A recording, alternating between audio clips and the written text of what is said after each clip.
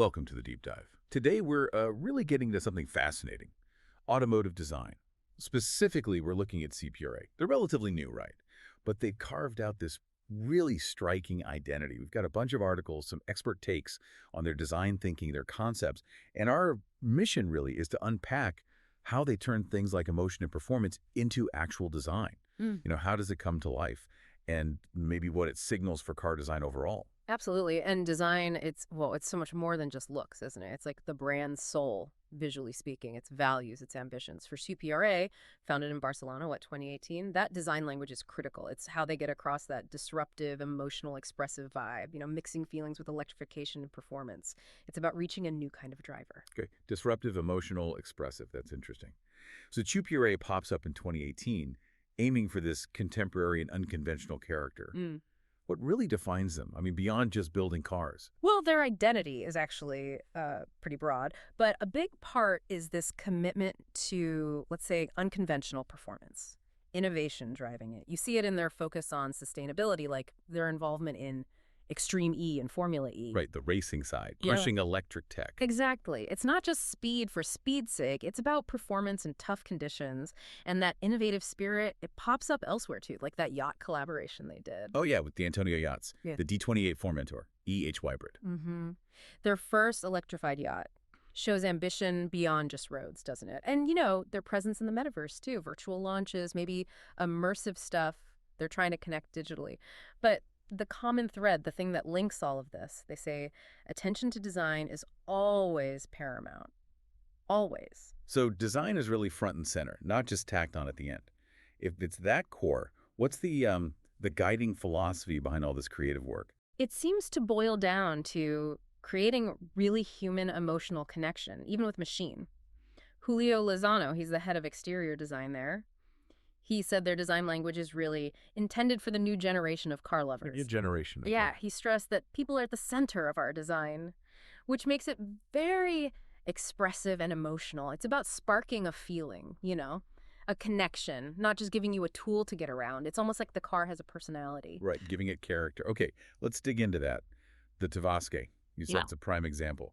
Can you walk us through some specific design bits? How do they make it look so striking and, like you said, emotional? Sure. The Tavascan really knows it. One of the first things you notice, the headlights. They call it the three-triangle light eye signature. They're triangles. Yeah, it's not just a cool look. It's apparently shaped for performance, for aerodynamics, too. It gives it this immediate kind of intense face, very recognizable. Then there's the bonnet, that progressive sculptural design, V-shaped, and the illuminated 2PR logo really pops. Ah, the lit-up logo. Exactly. Lozano said that combo gives it attitude and dynamism.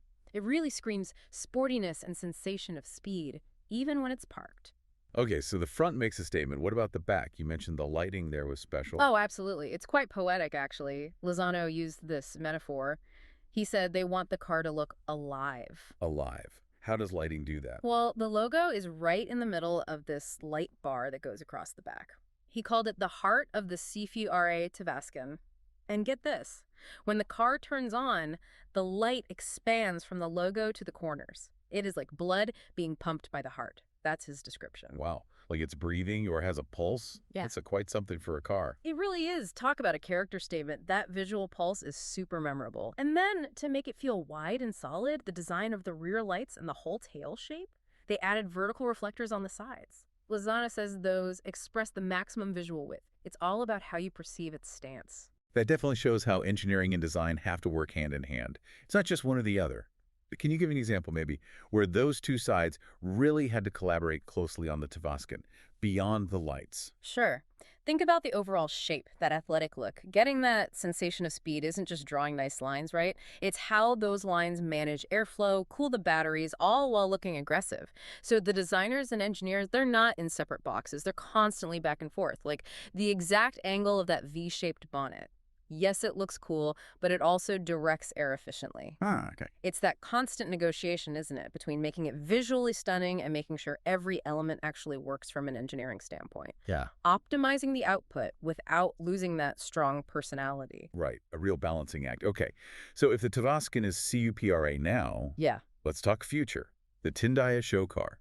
It's set for the Munich show in 2025, introduces a renewed stylistic language, and it's named after a volcano. That's right, a volcanic mountain on Fuerteventura. So what does that mean? Channeling elemental strength and ancient suggestion. That sounds epic. It really does, and what's cool is how they've literally tried to translate that volcanic idea into the car itself. The name Tindaya isn't just marketing fluff. It's meant to evoke raw power origins. You see the copper-tinged rocks of the island reflected in the car's colors, its materials, and the mountain's shapes. They're apparently mirrored in tactile surfaces and contrasting color planes. So it's baked into the design, not just sprayed on. Exactly. It suggests this approach rooted in raw, authentic elements. The basic idea is design should stir emotion. Simple, but powerful.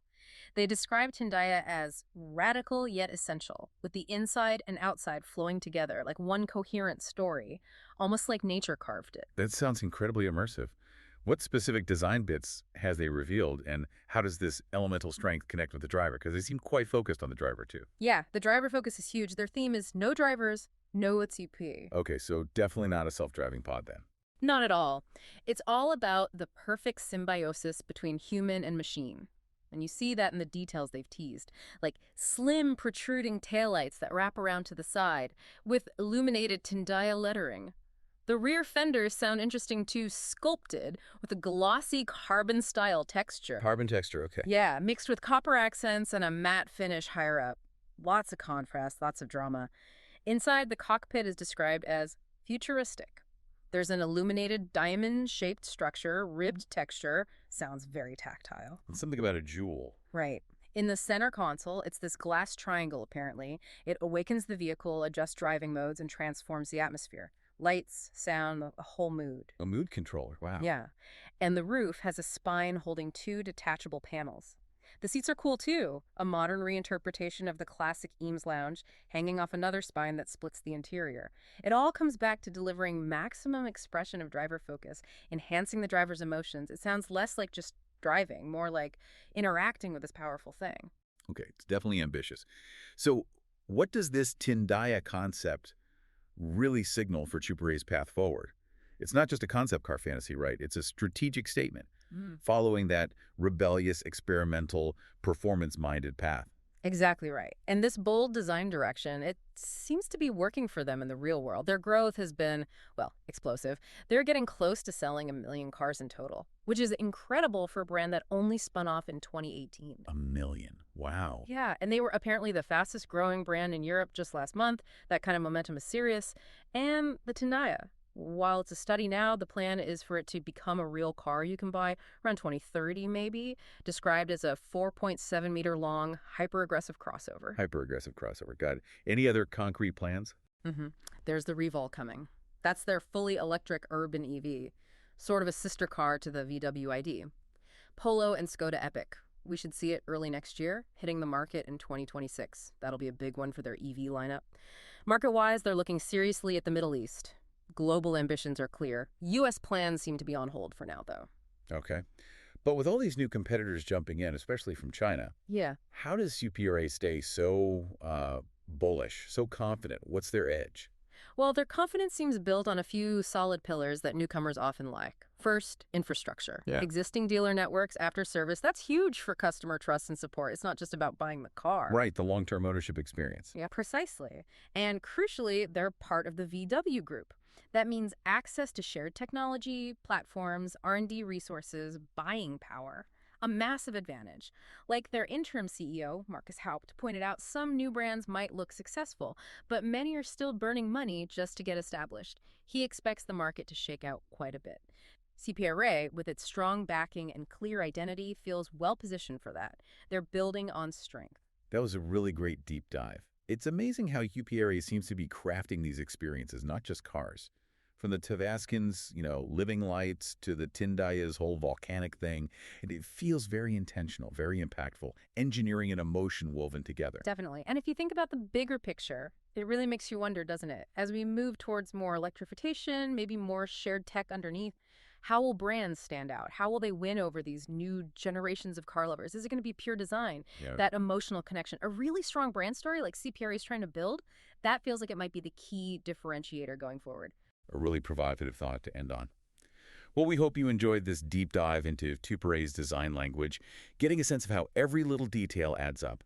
If you found this interesting, please do hit that like button and maybe subscribe to our channel for more explorations like this. And to my colleague, as always, it's been a real pleasure diving deep with you. The pleasure was all mine.